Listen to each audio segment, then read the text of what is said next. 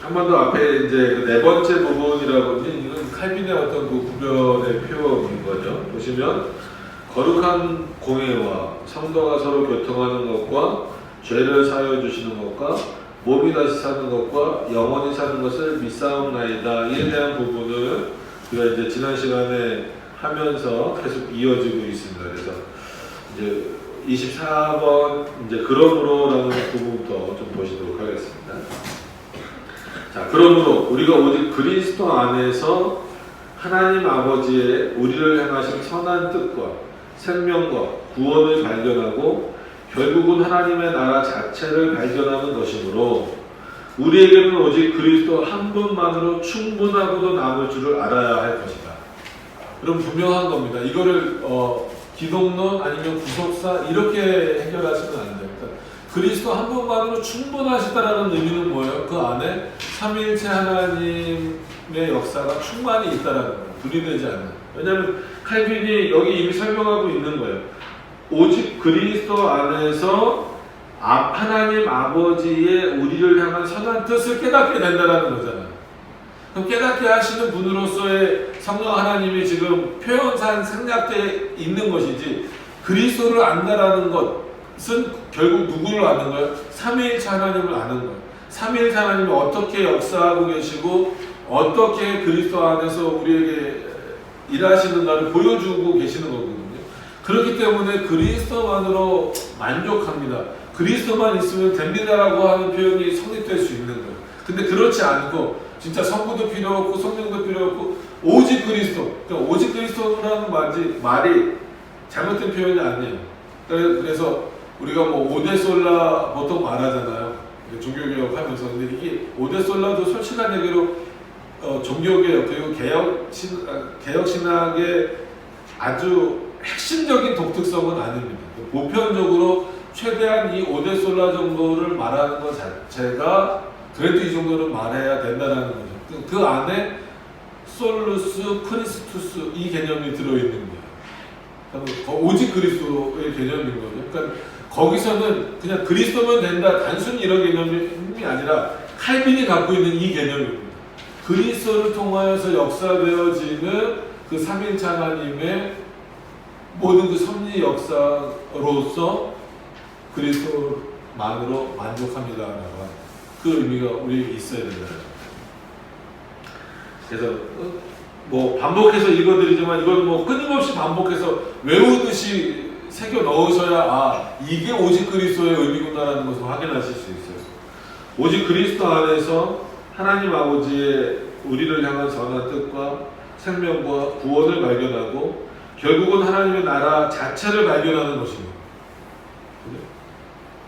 우리에게는 오직 그리스도 한 분만으로 충분하고도 남는 줄을 알아야 할 것입니다. 그러니까 유일하신 구원주로서도 마찬가지고 삼일체 하나님으로서의 성자로서도 마찬가지다라고 하는 뜻입니다. 좀 더 진행해서 우리가 생각해야 할 것은 오직 이것뿐이다. 곧 그분이 우리 편이시라면, 즉 예수 그리스도가 우리 택자들의 편이시라면 우리의 구원과 선에 기여할 수 있는 것은 아무것도 우리에게 전혀 결여되지 않을 것이라는 사실이다. 해석을 좀 어렵게 놓으셔서 그런데 뭐냐면 결국은 우리의 구원과 선에 그분만이 역사하시고 그분이 결여되어서 역사돼서 다른 어떤 도움을 받아야 된다라고 생각하면 안 된다라는 거예요. 결여라고 하는 것은 부족하다라는 의미잖아요. 그러니까 예수님이 우리 구원이나 우리를 구원하시는 그 구원의 내용이나 우리를 통하여 수행하시는 그 선의 내용에 있어서 뭔가 부족하신 분이 아니다라는 거예요. 그러니까 예수님만으로는 부족하니까 뭔가 인간의 노력이라든지 아니면 다른 뭔가의 도움이 있어야 된다라고 말해서는 안 된다라고 지금 표현하는 의미예요. 예수 그리스도의 역사로서 충분히 구원에서도 충분하고 우리가 선을 행하는 데 있어서도 충분하다라는 의미입니다. 결여되는 게 없다라는 거예요. 그러니까 우리에게서는 거꾸로 나올 것이 없다라는 의미와 똑같은 거죠. 우리가 확고한 믿음으로 그분을 의지한다면, 즉 예수 그리스도를 의지한다면, 예수 그리스도 안에서 쉼을 누린다면, 그리고 그분께 우리의 구원과 생명이 있다고 한다면 그리스도 안에서 누리는 안식의 평안을 여러분 매 주일마다 누리셔야 돼요.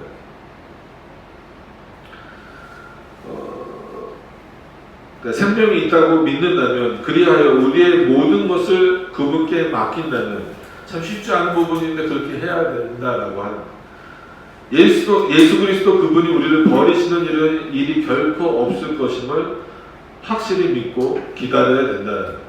그러니까 이게 이런 부분들이 해석하기 어려운 게 칼빈의 문장도 그렇지만 고어로 가면 갈수록 뭐라 그럴까요? 문장이 끊어지질 않아요.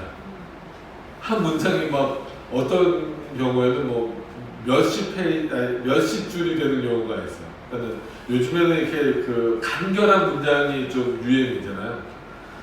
그래서 나름 벌크업이 뭐 원문이 됐건 해석본이 됐건 보기가 좀 편하다 이런 의미는 뭐냐면, 바빙크가 비교해서 바빙크는 어떤 거 보면 한 문장이 한 단락 같아요. 막 이만해요. 근데 벌크업은 이렇게 짧게 문장이 되어 있어서 그렇습니다. 그래서 근데 기독교 강의도 마찬가지예요. 뭐 물론 이제 짧은 문장도 있지만 어떤 거 보면 굉장히 길어요. 그래서 이거를 이제 컴마로 끊어놓기는 하셨는데, 마치 이제 여러 문장으로 그냥 좀 이해를 하셔도 상관은 없다라는 거예요. 즉 우리를 버리시는 일이 결코 없음을 확실히 믿고 기다린다면 그분은 우리 편이 되실 것이고 그분께 속한 모든 것이 우리 것이 될 것이다. 그래서 성경에서도 이미 말씀하고 계시잖아요. 그리스도의 것이 곧 우리의 것이 된다라는 것. 이건 그리스도와 동일하게 된다라는 의미가 아니라 그만큼 그리스도의 은혜가 우리에게 풍성히 부어지고 있다라는 의미입니다.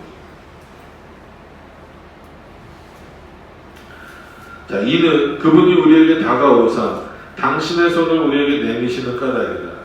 이거 외에는 없다는, 우리가 먼저 갈 수도 없다는 것. 우리는 그저 믿음으로 영접하기만 하면 된다. 근데 이게 쉬운 문제가 아니죠. 왜 쉬운 문제가 아닙니까? 인간의 연약함 때문이기도 하지만 이 믿음을 선물로 받을 수 있는 자들은 택자들이기 때문입니다. 그럼 범위를 좁혀서 이건 이 표현을 칼빈이 택자들에게 쓰고 있는 거다라고 했을 때도 어려운 이유는 우리의 연약함 때문입니다. 하나님이 저에게도 그렇고 여러분들에게도 그렇고 충분한 은혜를 주셨어요. 그럼 여기서 충분한 은혜다라고 했어요. 97페이지입니다. 충분한 은혜다라고 했을 때에는 뭐와 관련된 충분한 은혜? 구원과 관련된 충분한 은혜죠. 근데 왜 믿음의 분량이 다 다릅니까? 라고 했을 때에는 구원과 관련돼서 충분한 믿음, 그리고 은혜를 우리에게 주셨지만, 각자에게 믿음의 분량들을 다르게 하신 그 내용들은 또 있다라고. 그러니까 오해하시면 안 돼요. 이 믿음의 분량이 다르다라고 하는 것이 마치 구원에서 차이가 있는 것처럼 오해하는 경우가 종종 있어요. 왕왕 있는데 그렇게 생각하시면 안 돼요. 구원은 이 믿음의 분량에 따라서 주어지는 것이 아니라 그리스도가 자신의 백성들에게 베푸시는 은혜이기 때문에 그거는 충분성, 불충분성을 따지는 건 정말 하나님 앞에 불경건한 거예요. 구원의 문제에 있어서만큼은 그리스도만으로 충분하다라는 거예요.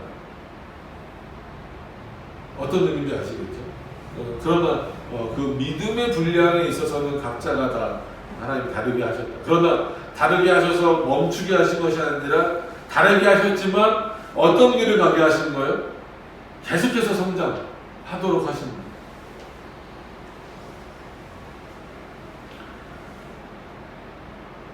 그렇기 때문에 영접이라는 부분은 그렇게 쉬운 부분은 아니라는 거예요. 그러나 그리스도로 만족하지 않고 더 깊이 뚫고 들어가려고 애쓰는 자들은 하나님의 진노를 자초한다. 이거 좋은 의미 아닙니까? 그리스도로 만족하지 않고 더 많은 것을 알려고 하는 것? 근데 선한 의도가 아닌 거죠, 이런 사람들은. 예수 그리스도 말고 뭔가 다른 것이 있을 것처럼 말하는 거예요. 그래서 마리아 숭배라든지 성인 숭배라든지 아니면 인간의 공로주의라든지 아니면 다른 어떤 종교를 찾는다든지 아니면 WCC처럼 혼합시켜 놨다라든지 아니면 예수 그리스도의 이름을 더럽히는 일들이라든지 그러니까 예수 그리스도를 대명사화한다라는 거잖아요. 그러니까 보통 어떨 때는 뭐 이트화 한다. 이 영어에서 이 이렇게 쓰면 뭐 가주어나 아니면 거기에 모든 것을 다 집어넣을 수 있잖아. 이런 것처럼 예수라고 하는 것도 대명사화해서 거기다가 모든 거를 막 다 집어넣어 보는 거예요. 이런 의미가 되어버리는 것은 결국 잘못된 일이고 아주 하나님의 진노를 엄청 불러일으키는 일들이다라고 하는 거예요. 요번에도 어떤 정치인인가요? 그 사람이? 아니죠. 뭐 무슨 맛칼럼 리스트잖아요. 그러면은 음식 평가는 할 것이지 누구를 뭐 예수한테 비유했었잖아요. 하나님의 진노가 있으면 그런 식으로 하면은 죽어요. 자, 그리고 그들은 하나님의 어미하심 속에서 깊이 침입하려 하기 때문에 그의 영광에 압도당할 수밖에 없다. 아무리 그렇게 한들 하나님의 영광에 압도당한다라고 하는 것은 은혜를 받는다라는 것이 아니라 결국은 너희는 불복당해서 그렇게 불순한 의도로 뭔가를 파헤치려고 하는 그들에게 있어서는 하나님의 영광으로 인하여서 압도당하고도 아무것도 할 수 없을 것이고 발견할 수 없을 것이다 라고 하는 거예요. 성부께서는 당신의 소유로 삼아 당신 교회의 회중 속에 포함시키고자 작정하셨던 자들을, 자 여기서 이제 칼빈의 그 어떤 교회로뿐만이 아니라 예전의 어떤 그 구조도 다시 한 번 더 나오는 거예요. 잘 보셔야 돼요. 여기서 성부라고 해서 늘 말씀드리지만 그렇기 때문에 성부만 작정하셨다 이렇게 생각하면 안 됩니다. 이거는 이게 대표성의 원리, 고유성으로 가면 안 된다는 거예요. 그래서 대표성의 원리로서 성부께서 작정하셨고 예정하셨지만 결국 그거는 에베소서나 성경 전체를 놓고 봤을 때 삼위일체 하나님의 의논이라는 거예요. 어떤 의미인지 아시겠죠? 그렇지만 그걸 누구에게 돌릴 수 있다는 거예요. 그 표현은 성부에게 돌릴 수 있다는 거예요. 성부께서 당신의 소유로 삼아 당신의 교회 회중 속에 포함시키고자 작정하셨던 자들을 만세 전부터 우리 주님이신 그리스도 안에서 선택하셨으므로, 그리스도 안에서 선택하셨다는 건 에베소서에도 그냥 나오기도 하지만 이 그리스도 안이라고 하는 것은 성자 안에서 선택하셨다 이런 어떤 구조로 생각하면은 어떤 뭐라 그럴까요? 이 개간 형식의 어떤 계층 뭐 이런 순서를 생각해 버리면 구속 언약이 성립이 돼 버려요.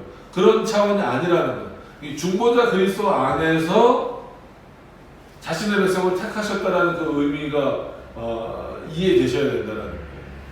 그러니까 성자 하나님과 중보자 그리스도에 대한 구분이 아니라 그러니까 두 분으로 만들면 안 됩니다. 그리스도를. 그러나 구별은 하셔야 돼요. 주님이신 그리스도 안에서 선택하셨으므로 우리가 그리스도와 교통하기만 한다면, 우리가 교통한다라는 표현이긴 하지만 결국 그리스도가 우리에게 오셔서 우리 안에서 교통하시는 일이 있다면 하나님의 선택을 받은 자가 되고, 이게 그 증거라는 거죠. 그러니까 너가 정말 그리스도와 교통하고 있느냐, 이게 택자의 증거입니다. 하나님의 선택을 받은 자가 되고 교회의 지체가 된다는 아주 명확한 증거를 우리는 지니고 있다. 그러니까 이거는 성경이 이렇게 말하고 있기 때문에 이걸 부정하지 말라는 거예요. 이게 공교회잖아요. 성부께서 그럼 택하신 자들, 그리스도와 교통하는 자들은 신약시대 이후가 아니라 아담 이래 만세전에 택한 자들이니까. 어떤 의미인지 아시겠죠? 만세전에 택한 모든 자들이 그리스도 안에서 교통하게 하셨고, 그런 자들이 택자다라고 하나님이 말씀하고 계시고, 그것이 우리에게 증거로 있다는 거예요. 그러니까 우리 안에서는 증거를 찾기가 상당히 어려운 거예요. 더군다나 그리스도는 동일하신 분으로서 성부의 한결같은 변함없는 진리이심으로, 또 그의 말씀이 우리에게 진실되게 하나님의 뜻을 전해준다는 사실, 하나님의 뜻은 처음부터 그러하였고 항상 그러할 것이라는 사실을 조금 더 의심할 수 없는 것이다. 결국 동일 본질을 또 말하고 있는 거예요. 그래서 요한복음 1장을 또 말씀하고 있잖아요. 동일 본질을 말하고 있는 거예요. 그래서 우리가 믿음으로 그리스도와 그에게 속한 모든 것을 소유하는 것이므로 감사하다. 믿음으로. 돈 내고 얻는 게 아니라 하나님이 주신 선물인 믿음으로 말미암아 그리스도도 얻는 것이고 그리스도에게 속한 모든 것을 소유한다는 거죠. 그럼 그리스도에게 속한 모든 게 뭐겠습니까? 구원의 은총인 거죠. 그리고 양자됨의 은혜를 누리는 거죠. 하나님 아들 되신 거잖아요. 그리스도가. 양자됨의 은혜를 누리는 거죠. 이미 그걸 우리로 하여금 누리도록 하셨는데 여러분 얼마나 양자됨의 은혜를 좀 누리고 계십니까? 그 안식을 주일날도 누리셔야 되고 평상시에도 그리스도 안에서의 그 안식을 누리셔야 됩니다. 그게 그리스도와의 교통이죠. 그가 아버지의 사랑하는 아들이요 하늘 왕국의 후사인 것처럼 우리 또한 그로 말미암아 하나님의 자녀로 입양되어 즉 양자되어 그의 형제 및 공동 상속자가 된다. 예, 똑같은 위치는 절대 아니라는 거예요. 천국을 선물로 받는 자들. 여러분 천국에서 우리도 주인으로 사는 거예요. 그러니까 하나님이 당연히 주인이시죠. 그리스도가 당연히 주인이시죠. 그러나 우리가 그의 자녀가 되었잖아요. 하나님의 자녀가 됐잖아요. 그렇기 때문에 천국에서 주인처럼 사는 거예요. 주인으로서 사는 거예요. 거기서도 물론 하나님의 백성으로 사는 거지만 여러분 백성이 주인인 거잖아요. 오해하시면 안 됩니다. 천국에서도 무슨 종처럼 사는 것이 아니라 물론 종의 개념은 뭐 영원히 당연히 갖고 가는 거지만 하나님의 백성으로 하나님의 자녀로서 천국의 주인된 자들로서 살아가는 그런 어떤 놀라운 은혜를 우리에게 주셨는데 그거를 이렇게 믿지 못하고 심지어 부정한다 이거는 어떤 올바른 신앙의 모습은 아니에요. 이런 거를 확고히 해줄 수 있는 신앙은 결국은 여러분들 찾아보세요. 개혁신앙 외에는 없습니다. 천국에서의 탈락을, 구원에서의 탈락을 말하거나 인간의 공로를 말하는 부분에 있어서는 천국을 완전히 소유하는 그 개념 자체가 불완전해질 수밖에 없어요.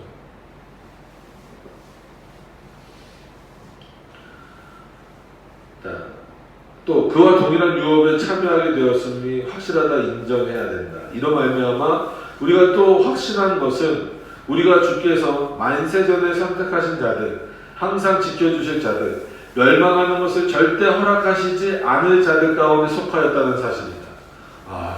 이런 것은 은혜잖아요. 이런 표현들은 신학적 표현이고 정리된 표현이지만 이게 얼마나 위로가 되는 겁니다. 여러분 기독교 강요가 어떤 그 신학의 내용을 분명히 알려주는 내용이기도 하지만 정말 참신자에게는 정말 위로가 되는 내용입니다. 은혜가 되는 내용입니다. 그래서 기독교 강요를 읽으면서 은혜를 받지 못하면 물론 뭐 이거를 확실하게 그렇다라고 해서 그 사람이 택자가 아니다라고 말하기는 어렵지만 일반적인 택자라고 한다면 기독교 강요를 읽으면서 은혜를 받을 수밖에 없어요. 정말 그 감격과 그 감동에 휩싸일 수밖에 없어요. 자, 그러나 25절에서는 하나 분명히 한 내용이 있습니다. 이게 이제 우리가 일반 이런 공교회라고 불려지는 지상교회에서 어떤 자세를 취해야 할 것인가 계속해서 이제 설명을 드렸었습니다. 내가 특자인 것에 대해서는 감사하지만 다른 사람에 대해서는 함부로 판단하지 말아라. 그럴 권한이 너에게 없다라고 하는 것에 대해서 말씀드렸잖아요. 오늘 칼빈이 25번에서 그 얘기를 지금 하려고 하는 겁니다. 자, 보시면 25번으로 넘어가서 보시면 우리 각자가 자기 자신을 보편교회, 즉 공교회의 일원으로 믿지 않는다면 보편교회에 대한 우리의 믿음은 헛된 것, 아무 열매도 맺지 못하게 될 것이다. 여기서 말하는 보편교회, 공교회는 어떤 교회예요? 정말 하늘의 교회고 그 다음에 이 지상에서 하나님의 어떤 나라를 위하여서 전투해 나가는 그런 교회도 다 같이 포함되고 있는 거예요. 궁극적으로는 승리의 교회를 말하는 거예요. 그러나 다른 사람들에 대해서 그들이 교회에 속했는지 안 속했는지 확실히 안다 생각하는 것이나 그들이 선택받은 자인지 유기된 자인지 구별하는 것은 우리에게 합당한 일이 아니다라는 거예요. 그래서 늘 말씀드리는 게 우리는 뭐 몇 명이 되지 않기도 하지만 앞으로 뭐 더 많은 성도님들이 오실 거잖아요. 그럼 이 사람이 택자인가 유기자인가 판단하지 말라는 거예요. 그렇게 판단하면 솔직한 얘기로 저도 택자인가 유기자인가 의심스러운 거예요. 왜? 아무리 개혁신학을 했어도 그 개혁신학을 더 엄밀히 하는 분에 비해서는 저도 부족한 부분이 많아요. 그렇게 따지면 진짜 냉정하게 칼빈이라고 해서 완벽한 건 아니란 말이에요. 그죠? 그럼 칼빈은 택자예요, 유기자예요? 그거 쉽게 그렇게 판단하면 안 돼요. 믿음의 장성한 물량으로 자라가야 되잖아요. 그럼 연약한 자들 누가 봐도 아직 개혁신학도 잘 모르고 그래. 그럼 이 사람들은 다 유기자입니까?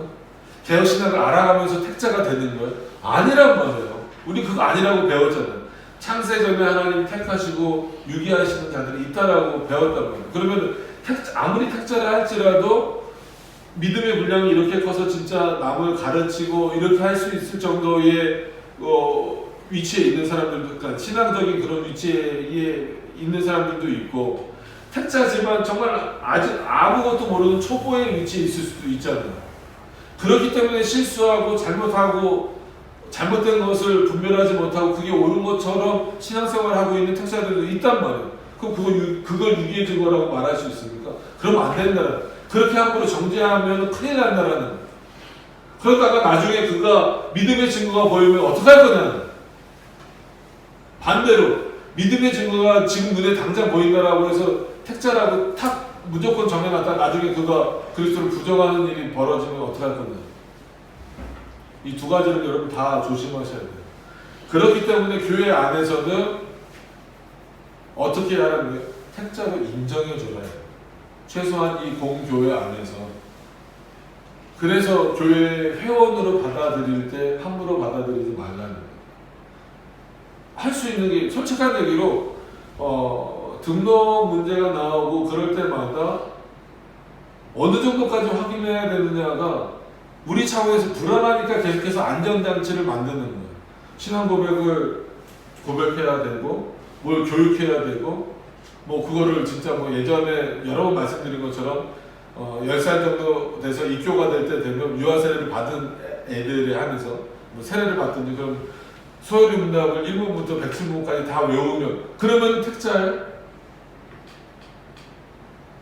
세례를 받으면 교회 회원이 되고 그거는 그러니까 보이는 교회가 최대한 가질 수 있는 안전장치를 갖고 있는 것이지 그걸 했다고 해서 솔직한 얘기로 택자는 아니라고. 제가 말씀드리고자 하는 의미가 뭔지 아시겠어요? 그렇기 때문에 등록을 함부로 시켜서도 안 되지만 그러니까 교회 회원이 되는 데 있어서 등록을 함부로 시켜서도 안 되고 요즘 일반 교회들 그냥 오면은 등록하는 내밀어도 안 되지만 너무나 좀 보기에 뭐 엄밀하다고 해야 되나 좀 가혹할 만한 조건을 내걸면 과연 누가 회원이 될 수 있겠어요? 이것 또한 우리가 생각을 해봐야 되는 문제라는 거예요. 그래서 교회법이 정해놓은 대로 이렇게 어느 정도 그 선에서 확인이 되면 하나님의 백성으로. 왜냐하면 교회는 어머니라고 했기 때문에 어머니는 어른만 키우는 게 아니잖아요. 진짜 말 그대로 그 태어났을 때부터 똥기저귀 다 갈면서 이유식 먹이고 젖 물려가면서 키워내는 거잖아요.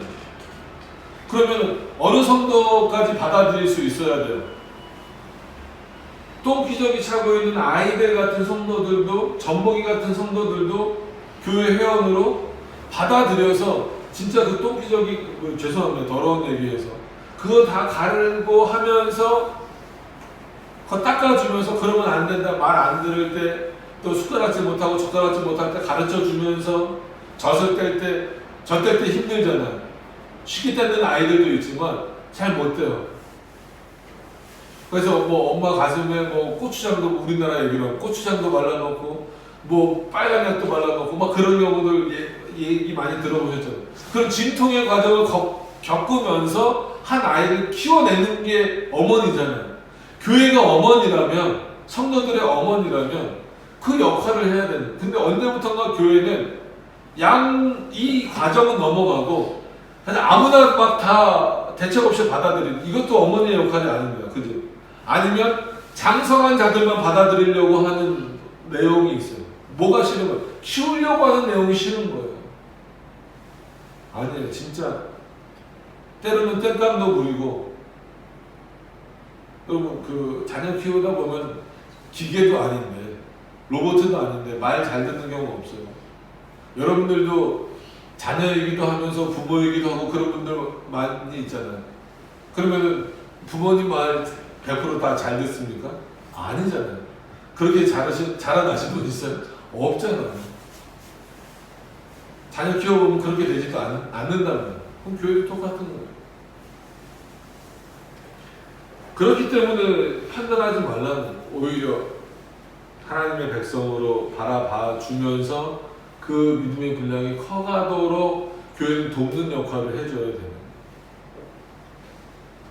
이거를 마치 아무나 다 등록시키겠다라는 의미로 받아들이시면 안 되는 겁니다. 그러나 너무 좀 가혹해 보일 만큼의 수준을 요구하는 것도 문제가 있다라고 하는 것을 분명히 생각을 하셔야 돼요. 그러니까 왜 그러냐면 제세례파나 그런 데가 그렇게 하잖아요. 그렇게 증거를 보여야만 회원이 된다. 이게 자칫 잘못하면 증거를 보이는 게 교회 회원이 되는 것이고, 교회 회원이 되는 게 곧 뭐다? 구원이다. 이렇게 가버리는 거잖아요. 그럼 구원은 어디만 있게 되어버리는 거예요? 자기네 교회만 있게 되어버려요. 이 무서운 오류에 빠질 수 있는 거예요. 칼빈은 믿음을 그렇게 강요하고 신앙 고백을 강조하고 신앙 교육을 그렇게 강조하면서도 보이는 교회만이 구원이 있다라고 말하지 않잖아요. 그게 얼마나 중요한 의미인가를 생각을 하셔야 돼요. 그래서 그들이 선택받은 자인지 유기된 자인지 구별한 것은 우리에게 합당한 일이 아니다. 이는 이것이 하나님의 고유한 권한이기 때문입니다. 이게 칼빈 신학이에요. 이게 개혁 신학이잖아요. 이게 성경이 말하는 거잖아요. 칼빈이 말하는 겁니까? 성경이 이렇게 말하는 거예요. 하나님의 권한이에요.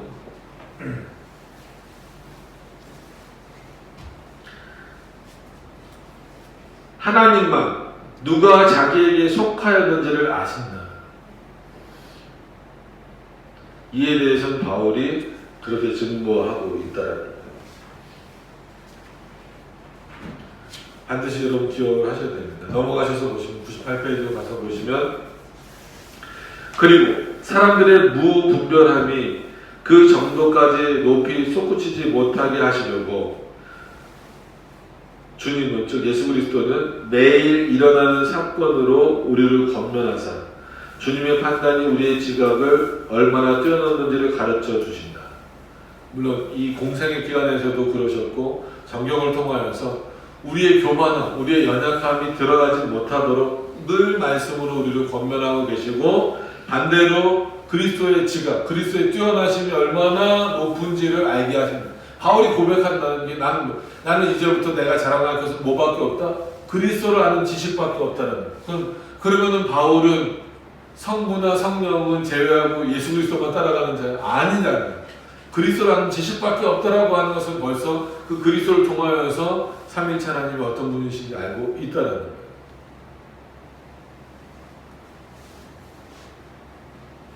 그렇기 때문에 그 그리스도의 지각이 얼마나 뛰어나신가를 바울이 알았기 때문에 뭐를 버릴 수 있는 거예요? 자기가 갖고 있었던 세상의 모든 지식들을 배설물처럼 버릴 수 있었다는 거예요. 그게 우리의 신앙이고 우리가 따라가야 될 내용이에요.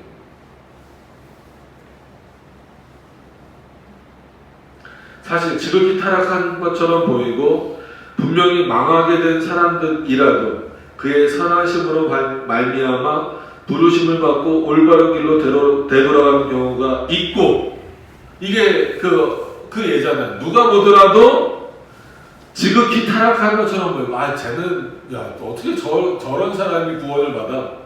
어떻게 저런 사람이 택자야라고 보여주는 사람들 중에도 라는 의미랑 똑같은 거죠. 우리도 다 마찬가지로 솔직한 얘기예요. 분명히 망하게 된 사람들이라도, 여기서 망한다는 표현을 이렇게 썼지만, 이게 단순히 뭐 요즘 뭐 코로나 때문에 어려워서 뭐 식당 문 닫고 뭐 문 닫고 이런 의미가 그런 망하는 차원이 아니잖아요. 인생 전체가 정말 누가 보더라도 이거는 하나님과는 상관없이 사는 사람들을 말하는 거란 말이에요. 그렇게 보여지는, 우리는 솔직한 얘기로 우리 그렇게 판단하잖아요. 야, 저 사람 믿음 없잖아. 야, 저렇게 사는데 저게 믿음이야? 뭐 예를 들어서 저 교회 다녔는데 저 신앙 갖고 있는데 뭐 노골적으로 얘기해 봅시다. 뭐 감리교 다니는데 뭐 성경교회 다니는데 특자겠어? 지금 그렇게 판단하면 안 된다라는 거예요. 야, 저 사람 뭐 집사라고 하면서 장로라고 하면서 술 먹고 그거를 변화하자는 얘기는 절대 아닙니다. 야, 술 먹고 다니는데 뭐하고 담배도 다 피고 야, 저건 술집사 뭐 이거 뭐 저 사람들 구원 받겠어? 라고 판단하지만, 그런 자들이라고 할지라도 택자일 수 있다는 거예요. 또 다른 사람들보다 앞선 것처럼 보이던 사람들도 넘어지는 경우가 자주 있다. 설명을 드리지 않아도 알겠죠. 그래서 여기서 사람을 바라보지 말라는 의미와 더불어서 이거에 있어서 뭐 최종 결정이 아니라 아시는 분은 누구밖에 없다라는 거예요. 하나님이 최종 결정하시는 분은 아니죠. 이미 결정하셨기 때문에 아시는, 세상에서 이렇게 사는 자들도 있다는 거예요. 그러니까 이거는 칼빈이 극단의 예를 들고, 보편적으로는 어떻게 살아요? 하나님의 말씀을 듣고 깨닫고 잘 살아가는 게 정상적인 거예요. 어떤 의미인지 아시겠죠? 그러나 때로는 너희들이 보기에 아주 타락해 보이는 자들도 내 백성일 수 있고, 또 너희들이 보기에 정말 훌륭합니다라고 보이는 사람들이 내가 버린 유기자일 수도 있다는, 그러니까 이 권한은 너에게 있는 게 아니라 나에게 있다라고 하는 것을 더 깨달으라는 거예요. 함부로 판단하지 말라는 거예요.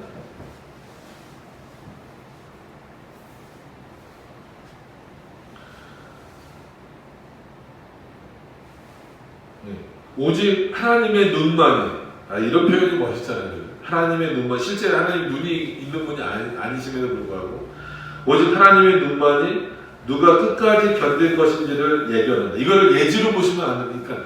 속성 차원에서는 예지로 볼 수 있지만, 이것 때문에 이거를 뭐 예지 예정 이렇게 끌고 가면 절대 큰일 납니다.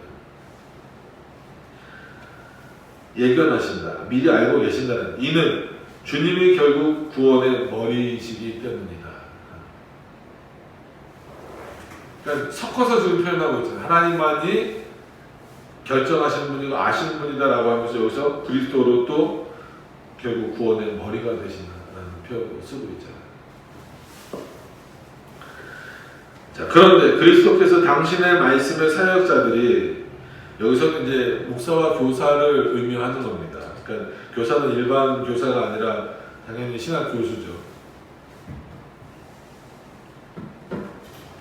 당신의 말씀 사역자들이 땅에서 풀거나 맨 것은 하늘에서도 풀리거나 매일 것이라고 확언하셨다 하여, 누가 교회에 속하고 누가 교회와 상관없는 외인인지를 우리가 분간할 수 있다는 추론은 성립되지 않는다. 아무리 말씀 사역자들이 하나님의 말씀을 전하는 자로 있다고 할지라도 누가 했는지 말씀 사역자도 구별을 못한다. 로마 카톨릭에서처럼 세례 안 받으면 안 돼, 우리 천주교 회원이 안 되면 너희 구원 못 받는 거야 라고 함부로 판단하지 말라는. 나중에 제사례파도 마찬가지죠. 제사례파도 그렇게 표현하는, 유아세례를 거절하는 이유도 거기에 있는 것이고, 지금도 뭐 알미니안주의도 마찬가지잖아요. 너의 신앙이 중요하다. 하나님의 역할은 아무것도 없는 거예요. 그러니까 오히려 누가 더 그런 데서는 더 높여질 수밖에 없어요. 말씀 사역자, 즉 목사가 더 높여질 수밖에 없고 사제가 높여질 수밖에 없어요. 사제들이 높아지고 목사들이 높아지면 안 됩니다. 하나님이 주시는 말씀을 전하는 권위랑은 다른 거죠.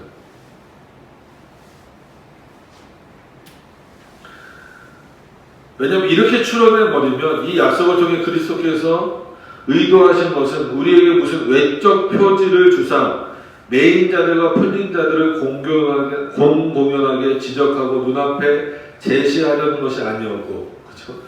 마치 머리에 뭐가 찍혀 있는 것처럼 너무 우리는 그런 걸 문자적으로 이해해서 요즘에 또 그 얘기 나오더라고요. 코로나 이제 또 백신 나오니까 여러분 백신 맞아야 됩니까? 안 맞아야 됩니까? 맞으세요? 안 맞고 코로나 걸리는 거 백신이 위험할 수도 있어요. 왜냐하면 감기, 그러니까 독감 예방 주사도 나온 지가 한참 됐는데도 아직도 맞으면 죽는 경우가 있잖아요. 그렇더라고 해서 안 맞고 독감 걸리면 더 위험할 수 있어요. 근데 여러분들 자유입니다. 백신 나오면 맞든 안 맞든 여러분들 자유인데 요즘에 그거 갖고 그 백신이 666이다. 백신이 베리칩이다. 아주 가관도 아니에요. 여러분 바코드 맨 처음에 나왔을 때 막 사람 머리에 이렇게 바코드 찍히고 막 이런 거 그거 한 거 나온 거 막 영화도 있고 막 그래요. 막 그거 하면 안 된다, 뭐 하면 안 된다. 아이고 요즘 바코드 없이 어떻게 살아요? 전혀 상관없습니다. 그러니까 그건 너무 낮은 수준의 예를 지금 들어드린 건데 지금 그 정도로 기독교 수준이 떨어져서 말씀을 드린 거고 외적으로 여러분 머리에 찍혀 있어요 진짜로? 눈에 보이는 걸로 있어요? 없잖아요. 외적 표지를 주지 않으셨다는 거예요. 단지 다음과 같은 약속을 하고자 하신 것뿐이다. 이 약속은 복음의 약속인데 이 약속으로 말미암아 그리스도께서 땅에서 구속과 해방을 위해 내어주신 바 되었다. 그러니까 이 땅에 오셔서 하신 역할이 이렇게 중요하다는 거예요. 근데 성탄절에 이런 내용은 잘 없어요. 엉뚱한 것만 하고 있죠. 자, 이 약속의 말씀은 인간인 사역자들에 의해서 선포된다는 거예요. 이 정도의 의미만 있다는 거예요.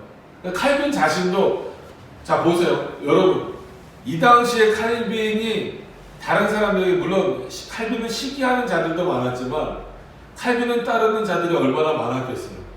그럼 그 중에는 실제로 칼빈을 어떻게 여기는 자가 있었을까요? 베드로나 이런 사람들은 신으로 여기는 것처럼 바울을 신으로 여기는 것처럼 칼빈을 신으로 여기려고 하는 사람들이 많아 보여요. 지금도 그렇잖아요. 좀 능력 있다라는 목사님은 거의 하나님처럼 올라가잖아요. 그렇게 되면 안 된다는 거예요. 그래서 칼빈이 딱 거기서 선을 걷버리는 거예요. 이렇게 귀한 약속의 말씀들을 인간 말씀 사역자들을 통하여 선포되도록 하셨지만 그들의 그 권한은 거기까지 달하는 거예요. 부여되어진 능력은 거기까지 달하는 거예요. 실제로 그것을 통해서 역사하시는 분은 누구다? 하나님 자신 그리고 예수 그리스도시다라는 거예요. 제 역할은 여기서 말씀을 전하는 걸로 끝나는 거예요. 제가 여러분들 어떻게 해줄 수가 없어요. 제가 신학교 다닐 때 예를 한번 시간이 많이 가는데 예를 들어드리면 이건 여성 비하 발언이라고 하시면 안 됩니다. 실제 사건이기 때문에 MDB인데 그 여성분이 들어오셨어요. 여자분이 들어오셨는데 좀 나이가 많은데 들어오셨어요. 그때 그분은 MDB가 아니었나? 그때는 이제 디플로마 과정이라고 해서 연구 과정도 이렇게 섞여 있을 때였거든요. 근데 신발에 하얀 신발인데 신발에 막 십자가 그리고 다니고 그때만 해도 김효기 교수님부터 그 안양신대원에 다 있을 때인데 진짜 책장 넘기는 소리가 날 정도로 예배 시간도 조용합니다. 박수도 안 쳐요. 그 기타 들고 올라왔다가 되게 욕먹고 내려갔어요. 그 찬양 시간에 누가 기타 들고 올라왔다가. 근데 그런 분이 들어와가지고 신발에다가 시트가 다 막 그리고 다니고 그 대학원 원장 그때 대학원 원장님이 김성모 교수님인데 계속 따라다니면서 수업은 안 듣고 자기 안수 좀 해달라고. 교수님한테 기도받으면 수업을 듣는 것보다 더 많은 내용을 얻을 수 있을 것 같다고. 그래서 그렇게 설명을 해주는데도 교수님들이 설명을 해주는데도 안 들어요. 이게 그 잘못된 신앙이 들어와 버리니까. 근데 그럼 그거를 가르쳐 줘야 되는데, 그래서 옆에 학생들도 그럼 그것이 개혁신학이 아니다 뭐다 계속 가르쳐 주고 교수님들도 얘기하고 그러는데도 잘 안 바뀌어요. 얘기해도 안 바뀌는데 그거를 그런 성도들을 이용하는 경우도 많잖아요. 그러니까 새해 되면은 보편 교회들에서 다 모여요. 목사님한테 축복 기도 받잖아요. 목사에게요 축복권이 있습니다. 근데 그 축복권은요 새해에 안수하라고 있는 그런 축복권이 아니에요. 축도하잖아요. 그거를 통해서 사용하라는 거예요. 하나님이 그렇게 제안해 놓으신 거예요. 안수권도 있잖아요. 뭐 할 때? 세례. 그 다음에 직분을 줄 때. 그럼 목사에게 그 권한을 주신 것이지 목사에게 그런 능력이 있는 겁니까? 자, 축복권이 목사에게 있다라고 해서 축복을 제가 줄 수 있는 게 아니에요. 권한이 있다라고 하는 의미를 잘 이해를 하셔야 됩니다. 하나님이 인간 사역자들, 즉 목사들을 통하여서 성도들을 축복하는 통로로 쓰시는 거고, 그런 직분자들이나 세례를 주는 통로로 누구를 사용하시는 거예요? 인간 사역자들은 목사를 사용하시는 거예요. 그래서 신방하는 거예요. 신방하는 것이 어떻게 보면 목사들이 축복해 주는 거잖아요. 그러면은 저를 통해서 축복을 받는 것이 아니라 저를 통해서 누구의 축복을 받는 거예요? 하나님의 축복을 받으시는 거예요. 신방 때. 제가 축복해 주는 게 아니란 말이에요. 그러니까 이 간격을 좀 좁혀야 돼요. 교회가. 분명히 해야 돼요. 그러니까 분명히 있는 것과 한계를 기억을 하셔야 돼요. 오늘 지금 칼빈이 분명히 말하고 있잖아요. 그리스도의 그 살아있는 복음을 귀로 들어야 되는데 예수님이 말씀하실 수는 없잖아요. 그런 방식은 안 쓰시니까. 없는 건 아니지만 안 쓰시니까. 누구를 통하여서? 목사들을 통하여서 쓰겠다 이거예요. 교사들을 통해서 쓰겠다 이거예요. 근데 그들의 권한은 거기까지다. 그들을 통하여서 들려진 말씀을 깨닫게 하고 실제로 역사하는 분은 누구다라는 거예요? 나다. 하나님이시다라는 거예요. 그리스도시다라는 거예요. 성령 하나님이시다라는 거예요. 이거를 끊임없이 반복하고 있고 기독교 강요에도 분명히 말하고 있음에도 불구하고 이거를 보는 성도들도 목사를 우상시하는 경우가 있고,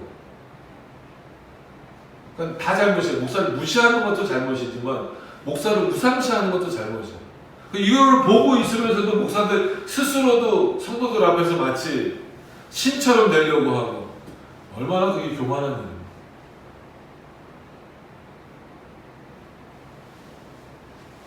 자, 나가야 될 내용이 뭐 워낙 많으니까 넘어가서 보시면, 자, 내가 말하지만 이 말씀을 듣고 믿음으로 받아들인 사람들은 진정 하늘에서 곧 하나님의 존전 및 심판대 앞에서 풀림을 받고 해방을 받는다. 여러분 이만큼 말씀의 권위가 있어요. 그래서 여러분 설교 잘 들으셔야 돼요. 귀담아서 잘 들으셔야 돼요. 이건 저를 높이는 게 아니라고 여러 번 말씀을 드렸습니다. 그렇기 때문에 제 입장에서는 어떻게 해야 돼요? 그 성도들이 이 말씀, 제가 전하는 말씀을 듣고 여기 이런 내용이 있는 거예요. 믿음으로 받아들이고 하늘에서 그리고 하나님의 존전 앞에서 심판대 앞에서 풀림을 받고 해방을 받는 일을 하는 통로를 해야 되는 일이기 때문에 여러분 설교를 함부로 하면 안 됩니다. 목사 입장에서는. 그럼 성도 입장에서는 판단하지 말고 그 설교의 내용을 통하여서 이 말씀의 내용을 확인할 수 있어야 됩니다. 여러분 이게 얼마나 쌍방 간에 중요한, 목사와 성도 간에 중요한 내용인데 이 부분들을 놓쳐버려요. 교회가. 그러면 안 돼요. 지금 많이 그런 부분들이 놓쳐져 있죠. 그런 부분에서 좀 안타깝습니다.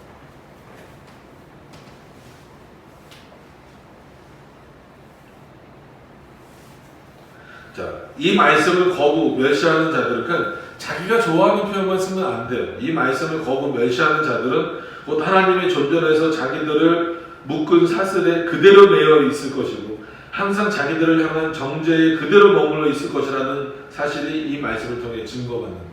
이 얘기는 뭐예요?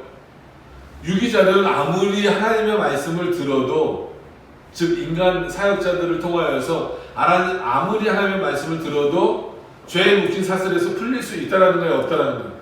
없다라는 말씀을 지금 하고 있는 거거든요. 무슨 의미인지 아시겠어요? 인간 사역자들의 말을 들으면 하나님이 사슬을 풀어주시고 말을 안 들으면 사슬을 더 강하게 묶으신다는 의미가 아닌 거예요. 공이 전해지는, 선포되어지는 하나님의 말씀을 듣고 택자들은 어떻게 된다는 거예요? 하나님 앞에서 그 죄에서 해방된다는 것이고, 유기자들은 공이 똑같은 하나님의 말씀을 듣는다 할지라도 그 죄의 사슬에서 풀려날 수 없다라는 거예요. 누구 때문에? 하나님이 창세전에 결정하신 것 때문에. 근데 표현상으로는 너 때문이라고 표현을 하시는 거예요. 그러니까 이런 방식을 이해하셔야 돼요. 이게 인간의 자유를 침해하지 않는 방식이라고 여러 번 말씀드렸잖아요. 자유의지에서. 의지의 자유다라고 말씀드렸잖아요. 그래서 표현상으로, 칼빈의 표현상으로도 너가 받아들이면 이라는 표현을 씁니다. 또 반대로 너가 받아들이지 않는다면, 그러니까 이 표현만 보니까 사람들이 이거랑 웨슬레의 표현이랑 뭐가 다릅니까? 라고 자꾸 말하는 거예요. 근데 그 전체 내용이 갖고 있는 의미는 완전히 다른 거죠. 하나님이 누구에게 역사하시겠다라는 거예요? 만세전에 택한 자들에게만 이렇게 듣게 하도록 하시겠다는 거예요. 정말 이 귀가 아니라 마음의 귀로서 듣게 하시겠다는 거예요. 또 유기자들은 듣지 못하도록, 귀로는 들어도 마음에 새겨지지 못하도록 하시겠다는 의미입니다. 근데 이걸 너희가 판단할 수 있느냐는 거예요. 못하죠. 저도 판단 못합니다. 딱 이렇게 보면서 무슨 투시 은사가 있고 영안이 열려서 보니까 저 사람은 구원 받았나, 저 사람 구원 못 받았나. 저 그런 목사님들 여러 명 봤거든요. 그런 분들이 지옥 가죠. 큰일 나요. 어디 그런 게.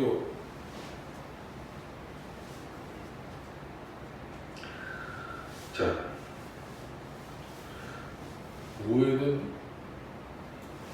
왜 이렇게 시간이 빨리 흐르는지 모르겠어요. 벌써 한 시간이 다 가네. 자, 26번 정도까지 보셔야 될 것 같아요. 26번을 일단 한번 오늘 끝내는 것으로 26번까지 보는 것으로 한번 하겠습니다. 자, 그러나 비록 확신을 가지고 우리가 선택받은 자들을 분간할 수는 없지만, 그럼에도 불구하고, 그러니까 이게 이제 어떻게 보면은 나중에 이제 교회 법이 생기고, 그러니까 제네바도 마찬가지였지만 어떤 그 최소한의 뭐라 그럴까요? 우리 차원에서 좀 교회 회원으로 넣어야 될지 말아야 될지 분별의 어떤 그 기준을 삼는 그 내용인 거죠. 그럼에도 불구하고 앞서 말한 대로 성경은 몇 가지 확실한 표지를 우리에게 기술해주고 있기 때문에 이것을 가지고 우리는 선택받은 자들 내지 하나님의 자들을 유기된 자들 내지 외인들과 구별할 수 있다. 우리가 이런 분간을 하는 것이 하나님의 뜻이라면 말이다. 그러니까 그게 아까 25번에서 말했던 그 내용, 정죄하는 내용, 판단하는 내용으로 가면 안 되고 분별하는 내용 정도에서 머무르라는 거예요. 어떤 의미인지 아시겠죠? 그게 이제 왜? 공교회의 유익을 위해서. 자, 그러므로 사랑에 근거한 모종의 판단을 통해 다음과 같은 사람은 모두 선택받은 자 내지 교회의 진체로 간주해야 된다. 요거 밑줄 쳐놓으세요. 이 부분은 다 여러분들 책이니까.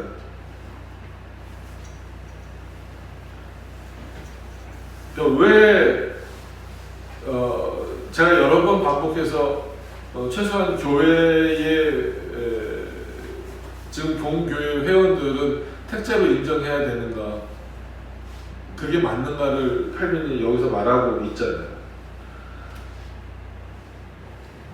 자, 어떤 사람은 즉 곧 신앙 고백과 삶의 모범과 성례에 참여를 통해 우리와 함께 같은 하나님, 같은 그리스도를 모신다는 것을 분명히 하는 사람 말이다.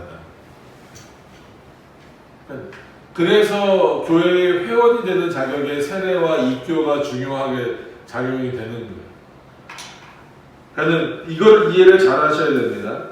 최소한 신앙 고백과 그리고 삶에 있어서 그가 그리스도인답게 사는 모습이 확인되어지고, 그래서 여기 이제 뭐 나중에 이제 당회 역할이나 이런 게 나오겠지만, 당회 역할은 나 장로가 됐어, 내가 목사가 됐어, 이걸로 마치 교회를 위해서 계급처럼 움직이는 이런 차원이 아니라고 말씀을 드렸잖아요.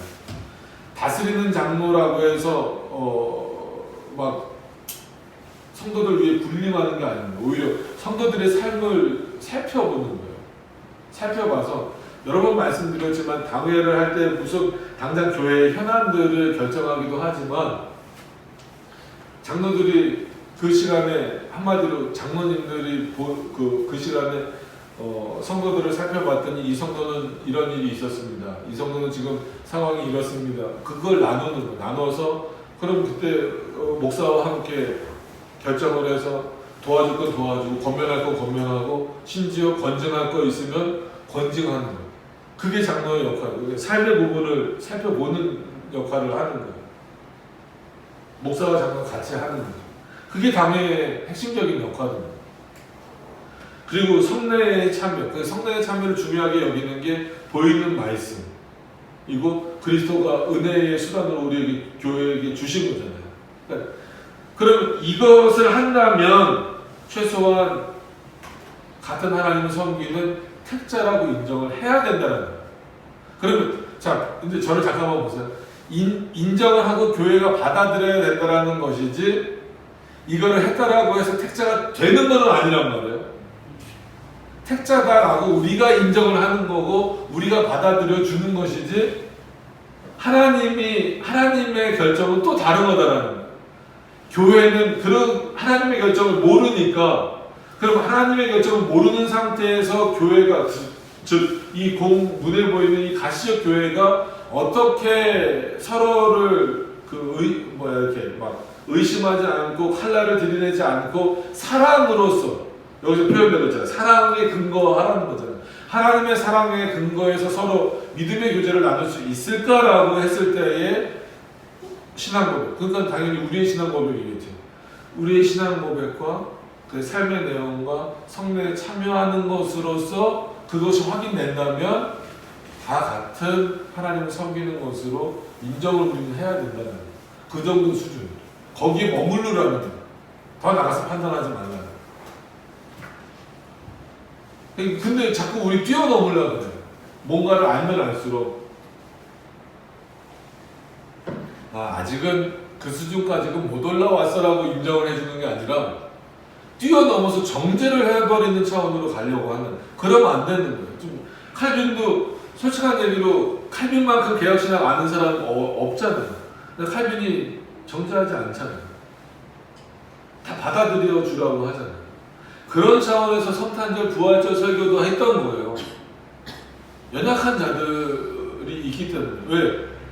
최소한 칼빈이 설교하는 곳에 예배드리러 온 사람들은 누구라고 인정을 하는 거예요? 하나님의 백성이라고 인정을 하는 거예요. 근데 그들이 아직 연약해요.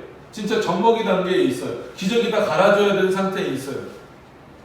그들에게 어떻게 딱딱한 음식을 줄 수 있냐는 거예요.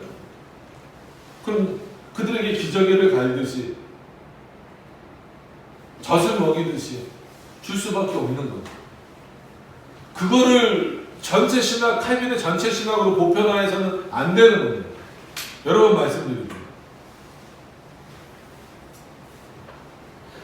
분명히 그런 차원에서 칼빈이 부활절 설교도 했고 성탄절 설교도 했어요. 그러나 그게 칼빈의 신학은 아니라는 거예요. 전체 신학은 아니라는 거예요. 26번까지 가야 되는데 26번. 자, 물론 그들의 행실에 약간의 불완전함이 있을 수 있다. 그렇잖아요. 여러분, 저도 그렇고 여러분도 그렇고 각자를 생각해 보세요. 여러분 완전합니까? 불완전함 없어요. 제가 저를 스스로 돌이켜봐도 불완전함 투성이에요. 사실 아무도 이 세상에서는 완전하다 여겨질 수 없다. 단지 자신에게 있는 악덕에 대해서 지나치게 옳다 여기거나 변명하지 말아야 된다. 잘못했으면 목사건 성도건 잘못했다라고 말하면 되는 거예요. 실수했다라고 말하면 되는 거예요.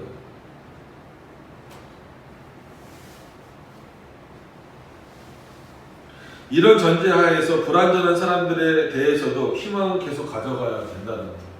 그래서 개혁신학은 예정론의 실천적인 의미가 뭐예요? 아무도 포기하지 않는 거예요.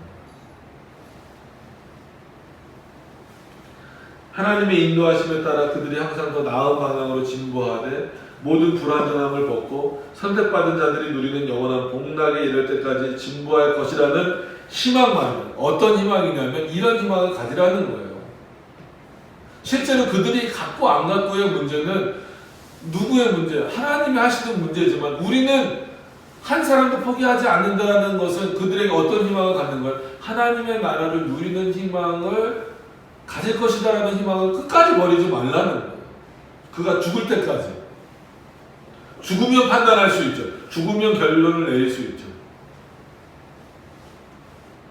그래서 이러한 표지와 특징에 근거하여 성경은 하나님의 선택받은 자들, 하나님의 자녀들, 하나님의 백성, 하나님의 교회에 대한 정의를 우리를 위해 내려주어 우리로 하여금 분간할 수 있게 한다. 이게 우리가 할 수 있는 분간의 정도라는 거예요. 그러나 우리와 함께 동일한 신앙 고백에 참여하지 않는 사람들이나 여기서 말하는 동일한 신앙 고백이 아닌 것은 뭐예요? 개혁신학이 아닌 다른 신앙 고백입니다. 여기서 이때 당시로 말하면 로마 가톨릭 신앙 고백이겠죠. 제세례파도 맞지만 이술로는 동일한 신앙 고백을 하더라도 입으로 고백한 하나님을 행동으로는 부인하는 자, 실천적 무신론이 나오는 거예요. 평생토록 사악하고 타락한 모습을 우리에게 보이는 자들, 죄 짓는 즐거움에 취해 있는 자들, 자기들의 악함에 대해 무감각하게 된 자들, 이런 자들은 모두 이런 표지를 통해 스스로 자기네가 지금 교회의 지체가 아님을 보여주고 있다. 라는 거예요. 그래서 이런 모습이 보일 때에는 출교 제도가 이래서 만들어졌다라는 거예요. 교회에서 내보내는 이유는 교회 건덕을 위해서. 그러니까는 잘 생각하셔야 될 것은 이런 모습을 보이는 사람들이 그럼 다 유기자냐? 그건 아니라는 거예요. 무슨 의미인지 아시겠어요? 그러나 뭘 위해서? 교회의 건덕을 위해서, 교회가 정말 하나님을 올바른 공교회가 하나님을 섬기기 위해서 출교 제도가 만들어졌다는 거예요. 출교 제도는 이런 목적으로 만들어졌다. 그리스도에 대한 믿음이 있다. 거짓되게 꾸며대지만 삶을 제멋대로 살고 거침없이 마음대로 죄를 지음으로써 교회의 거친 돌만 될 뿐 그리스도의 이름으로 자기의 자랑을 삼을 자격이 없는 자들을 출교를 통해 신자들의 공동체에서 제명, 축출한다.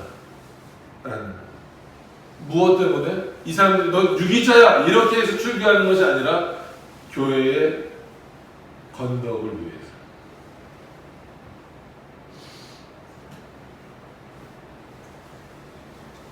자, 출교의 목적은 이런 자들이 크리스찬이라 불리면 주님의 거룩한 교회가 행악자들 및 공공연한 악질 분자들의 집단처럼 오인받아 하나님께 욕이 될 수 있는데 이를 방지하는 데 있다. 여러분, 권징이 없어졌다는 게 이만큼 무서운 거예요. 그럼 성도들의 삶을 돌아보지 않고 또 이런 모습을 보이는데도 그냥 내버려둔 결과가 실제로 지금 받고 있는 평가가 뭐예요? 세상에서 교회가 이런 평가들을 받고 있잖아요. 권징이 없어진 게 이만큼 무서운 거예요. 둘째, 그들과 빈번히 접촉함을 통해 다른 사람들이 그들의 악한 삶을 모방하여 타락할 수 있다라는 거예요. 이를 방지하기 위해서 끝으로 그들 자신도, 자, 세 번째 보세요.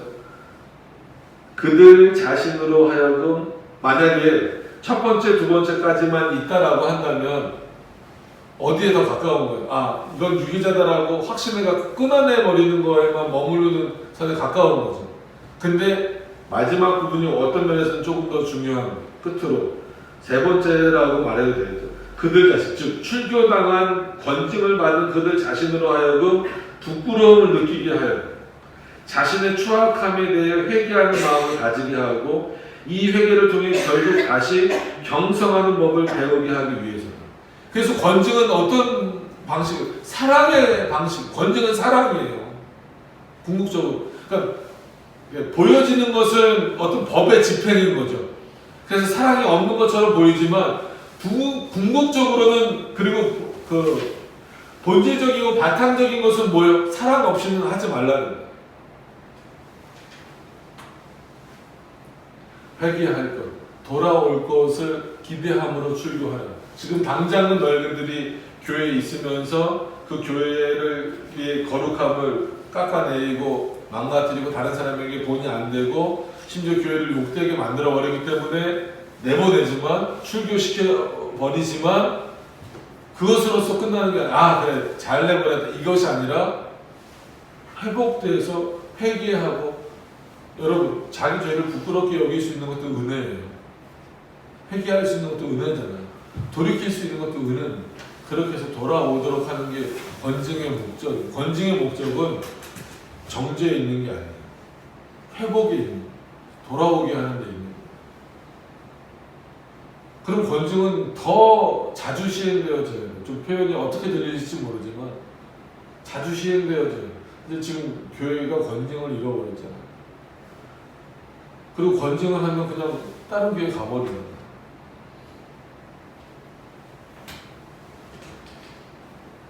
참 안타까운 일이에요. 다시금 교회 안에 권징이 살았네요.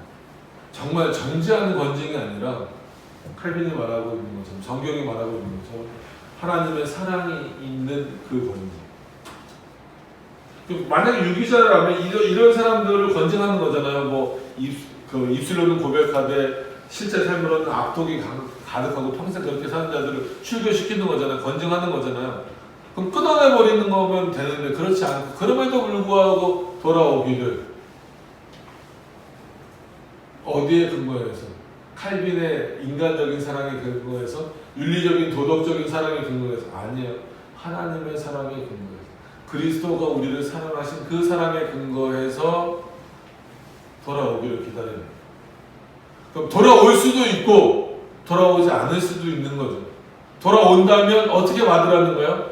그리스도의 자녀로 아무 일이 없었던 것처럼 다시 받아주는 거예요. 그게 쉬운 일이 아니라고 할지라도 그렇게 하라는 거예요. 그리스도가 우리를 그렇게 받아주신 것처럼. 안 돌아온다면 그는 유기자로 판명이 날 수밖에 없는 거예요. 그렇기 때문에 교회는 권징이 더 살아 있어야 돼요. 분명하게. 자, 오늘 한 시간 정도 했는데 저희가 이렇게 분량이 좀 다르긴 하지만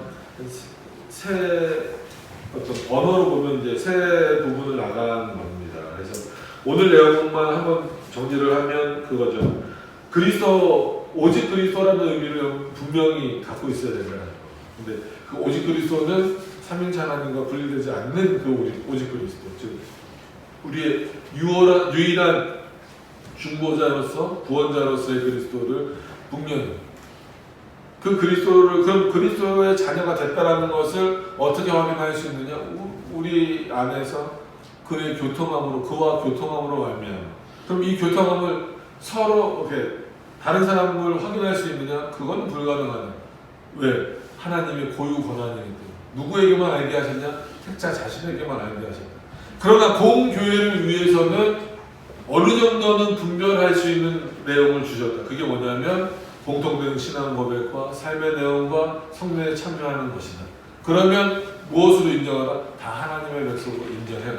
그렇지 않은 삶을 사는 자들이 있다면 교회의 건덕을 위해서 권징을 내리고 출교를 시키되 어떤 마음으로? 그들이 돌아오기를 바라는 마음으로 그리스도가 우리에게 베풀어 주신 그 사랑의 마음으로 권징하라는 거예요.